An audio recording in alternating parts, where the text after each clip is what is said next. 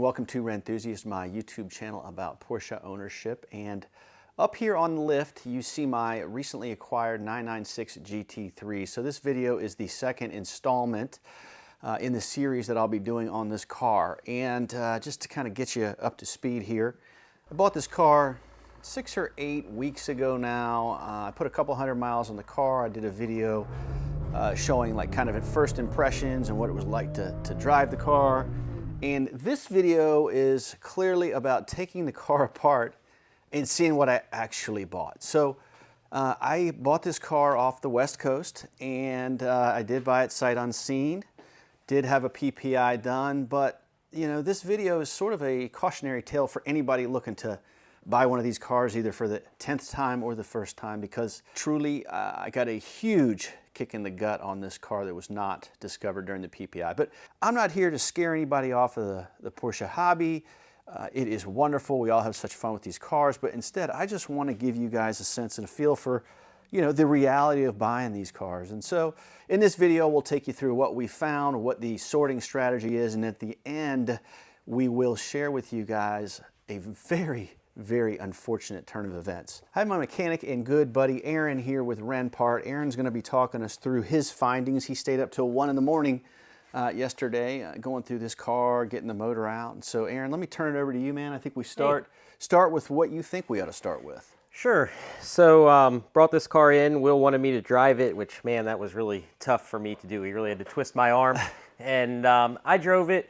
I felt the motor seems to run great, maybe a little rough. The clutch is definitely very stiff, so that's something we have apart over here. And the rest of the car seems pretty solid. There's some typical cosmetic stuff. You know, this front bumper is a bit scraped up here, little things. One thing I kind of noticed immediately is this pan is dented, which is very common. I've done that to my own cars. Sometimes you can get lucky and stand in the front trunk and pop this back out. I have not tried to do that yet. That sounds very scientific, by the way. It's very scientific. I've used a hammer on the Cup cars I used to work on, but hopefully that'll come out. Not a big deal. If I saw it dented up in here, then I would know it was a frontal impact. This is typically like high siding on a curb or something like that, so that'll come out. Well, this is kind of beat up here, so it's a bit beat up, and that's under the PPF, is important to note. Well, and I'll tell you this, Aaron, too, I should have mentioned this on the front end of the video. This car has changed hands 8 times. Yeah. I have little to no documentation on it, so only God knows what this thing has been through over the past, how many years would it be? It's an 04? Oh, God, 22 years old? That's wild. Yeah, 22 years old and 8 owners, so who knows? And that's part of the reason I do what I do is, man, the car deserves to be done up right. So, you know, typical undercarriage scratches, things like that. Your good thing is all of your brake ducts are there, fender liners are there. There's nothing that I see that's missing. All of the suspension components are consistent with the mileage. I don't see any brand new, you know, control arms or anything like that. The GT3 arms are there. This is important. You can stack a lot of shims in here. You can see you can get a bunch of negative camber for the track guys. The GT3 sway bars, 5-hole adjustable in the front, and I believe 4 in the rear. These are the things that make the GT3 a GT3. But the biggest thing is the motor. Continuing back, just a couple of little things. This plastic trim back here is cracked off. It's pretty common. If you look at the other side, this piece is supposed to come over. Unfortunately, the only way to fix that is to buy another side skirt and replace it. Not the end of the world. No one's really going to see it, but I see it. Well, and we have bigger fish to fry. Let's be honest with ourselves here. Yes. So going on to the engine bay, the CV boots look good. We'll probably put a new slave in just because it's so easy to do right now. We'll also do a new coolant tank. That looks to be original. It's a relatively inexpensive part. New fuel filter because it's easy to do now. We'll inspect all of the coolant hoses, which most of them look pretty good, with the exception of a couple off of the transmission, which here you can see the factory wax coating.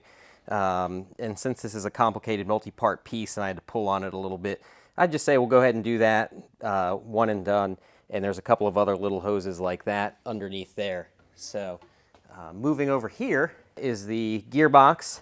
which, to be honest with you, I don't think this engine has ever been removed. A lot of the little plastic fittings and clips that typically get broken were all intact, and judging by the dirt on it, that's pretty standard for a 35,000 mile car. The the transmission mounts here are cracked, so we'll be replacing these two transmission mounts. Bushings, maybe I'll get rid of some of the vibration. The clutch is almost gone. You can see here, it's at the rivets. So let's talk about that.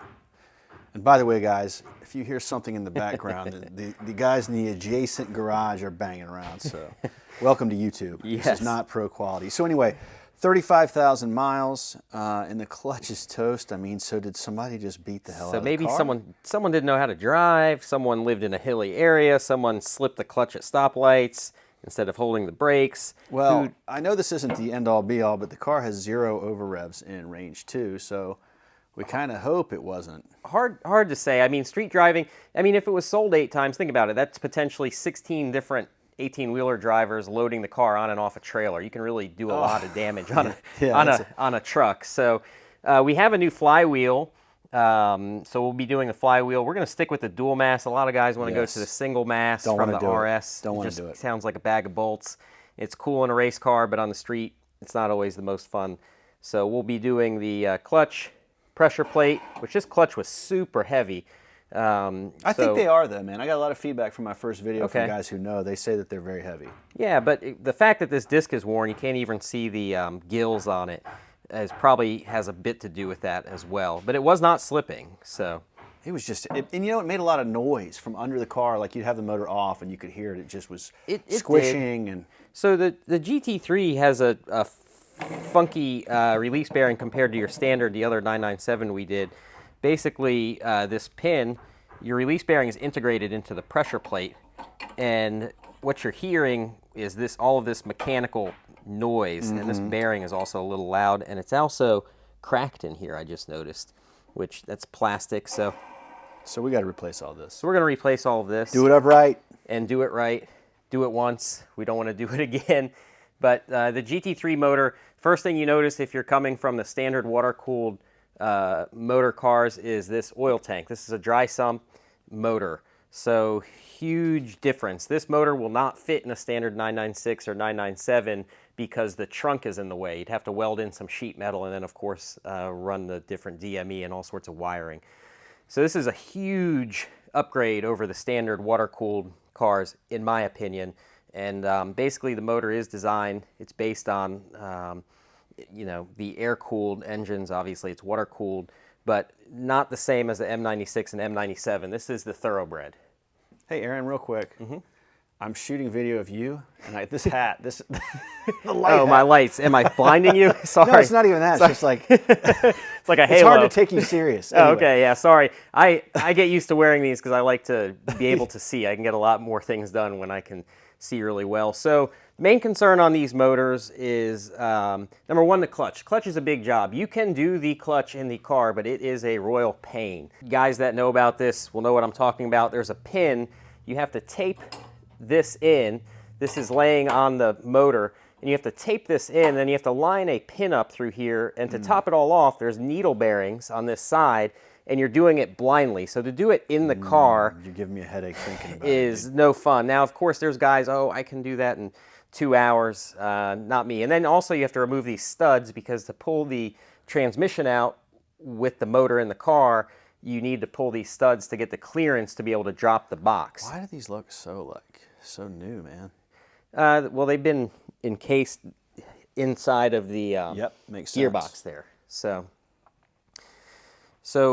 number one is the clutch. Number two are the coolant lines. You'll hear this a lot with the Mezger-based 996 turbo, 997 turbo, GT3, etc. The coolant lines are press fit into these manifolds, and underneath this hose obviously is the fitting, and what will happen is the fitting will back out and then you get a sudden loss of coolant, which is okay if you're in a parking lot or whatever and you realize it and you turn the motor off, but when you're going 130 miles an hour through a corner at the track and that happens and all of a sudden you have water all over your back tires, your results may vary. So we're going to go ahead and address these coolant lines. We're probably going to pin them, which basically just involves drilling and tapping a hole and pinning. Another option is welding. There are many different opinions on what's better, welding versus pinning. Pinning will hold it in place and not allow it to back out. Theoretically, potentially, they say it could leak. That's the argument. And then the other argument against welding is if you don't pressure test the welds can leak. So let us know your thoughts. Look at him soliciting comments. It's almost like he's got his own channel. Yeah. But so we'll go ahead and address these. We'll do it in the car. We pulled the alternator out. I'll have to pull the power steering pump out. There's another fitting back in here I would have to get to. The exhaust that came on this car was shoddy. I believe the car had an aftermarket exhaust maybe. Yeah, it did. And he said it was brutal. And this is a Gundo mod is what they call it. You can see this is aftermarket. And this is basically like the factory PSC. The Pfister mod puts a pipe between the inlet and outlet. So different sounds. This is a deeper sound, I believe. The Pfister mod I like better. But these mufflers are no good. They are rotting. There's a lot of cracked openings, and you could potentially fix this. There's just really not enough metal there to fix it. So we're going to give Darren a call and see what we can do to get some different cans. The 996 GT3 cans apparently are the same size as the standard 996 cans, and these are 996.1 cans, I can tell. But the GT3 did have different cans, so we're going to investigate what the difference was. Was it internal? Is the sound different? So we're going to contact Darren and see what we can do to get a set of good cans for this car that it deserves. Everything else looks stock here, though. Stock manifolds, stock catalytic converters. I couldn't imagine trying to find a set of those. Probably from Porsche, they're through the roof. Again, here's your dry sump oil tank. Completely different design, different gearbox. Let's talk about the wheel real quick, and then we're going to get to the gut punch of the whole thing. All right. So I noticed a couple of things. Right off the bat, I had the car on the lift. It was about to take the wheels off. I said, you know what? Let me go around and look at this thing. There is a, and I mean, this isn't the end of the world, but this wheel looks like it's been painted, but there was a repair in here. Wouldn't hurt to take these and have them spun out to check for a roundness. The biggest thing, though, is Will and I both noticed that there was some vibration in the brakes. And I honestly haven't driven a 996 with PCCBs. I've driven. All right, and that's it. So let's get them oriented in the because guys, spoiler alert, this horror show we're getting ready to discuss has to do with the PCCBs. So give me an overview of the PCCBs, and then we're going to get into the sad reality. So when you look at a PCCB rotor, it's carbon-based, and what you're looking for on a PCCB is any irregularity. So why? Talk to me about the difference. You sell brakes, so yes. Talk to me about the difference between the carbon ceramics and the steel. So a carbon ceramic brake, the selling point is one, it's very lightweight, and two, no brake dust is a big thing with carbon ceramics. So a lot of guys will opt for them. Also, carbon ceramics are usually of a larger diameter, and also the surface area of the brake pad, if this makes sense, we call that the annulus, is wider on carbon ceramic brakes. And the reason for that is, number one, the rotor is lighter, so they can make it bigger without a huge weight penalty. And then number two, carbon ceramic brakes are not as efficient as their iron counterparts. So they're a great upgrade. They look great. It used to be you could only get yellow calipers. Bragging rights, too. Bragging rights, yeah, huge deal. But what's the downside of these damn things? So the downside is if you use them on track, or if you get a rock stuck in here, or if you get a mechanic who pulls the wheel off and hits the rotor, is if you chip this rotor, it is done. There are some companies that claim they can fix it. But anything, the rule of thumb with rotors is anything cracks or chips on the outside edge, you really should just replace it, because that's, if you think about it, that's where most of the centrifugal force is, and the risk of exploding a rotor gets higher as you go out to the edge. So, that leads me to point number two. How expensive is it to replace them? I did not price one of these from Porsche today. If my estimate would probably be around $6,000 to $8,000 per. per. So that's the beauty, guys. So here's the thing: is we're in good shape here. We don't need to replace that, do we? No. So we checked all. I checked about- all the rotors. Yeah, this one here. You check the inside and the outside. Good so if news. you're doing your own PPI, get the car up in the air. Yes, and inspect your PCCBs. Oh, here we go. This one's good, right? But, oh my God, Aaron. So it came over here. Here we are. Yeah, there we go. Not good. Not good. And that's right on Not the edge. Good, okay? And so, you know, again, I just want to say this. If you're still watching the video, I mean, just be prepared, man. Like, you know, like I said, this thing was on the West Coast. I live in North Carolina. I did not fly out and look at it, and candidly, I wouldn't know what I was looking at. So I hired a shop to do a PPI, and I guess they missed this.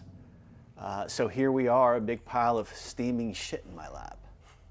So what's to be done now?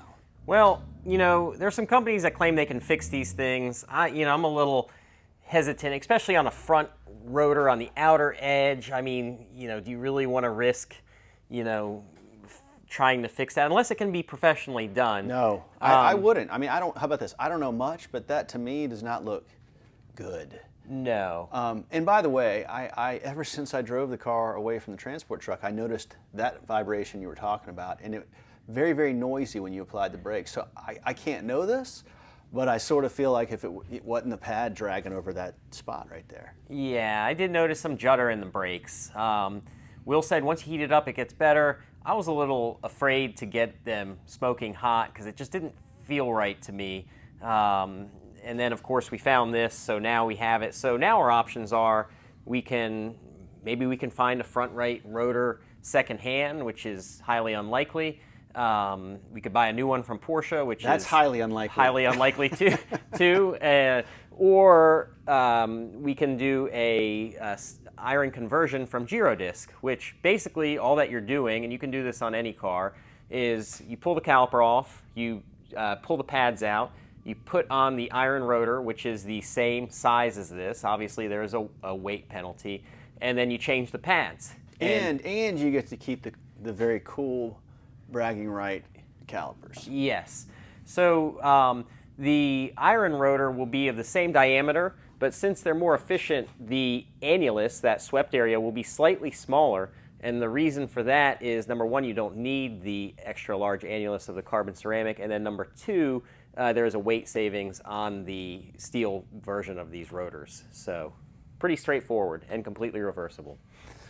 Well, so what we'll do is we will, pack these guys up in boxes very, very carefully, and if and when I decide to sell the car, we'll convey those with the car, and obviously, disclose this to the buyer. But it will have good brakes on it, and that's really what I care about. And candidly, I have had feedback from people who says, "Oh, you got PCCBs, keep them." Yeah. Well, I don't want to have to worry about this happening to any of the others. I'd rather drive the car worry-free. Who needs that, man? I mean, even if the rotors were fine and you wanted to really drive this car and do some track days and stuff, I mean, these rotors are old. They're 22 years old. In fact, one of the companies, Rebrake, advertises we will not rebuild PCCB rotors over 8 years old. So, that puts us out of the running to have that repaired off the starting block. So does that mean they go bad over time? I don't know that. But going to steel rotors for me is a peace of mind for when you're coming into a corner hot and you need to slow down and you don't want to worry about your rotors exploding. I would put the steels on it. Well, Aaron, this is, I guess, the first step in the adventure, and certainly you and I will be doing some more videos. It's always fun, and I always love to document, my progress with these cars and hopefully help some people along the way. So I appreciate you being in the video and all the insight, man. We'll catch you next time. Yeah, thanks, Will.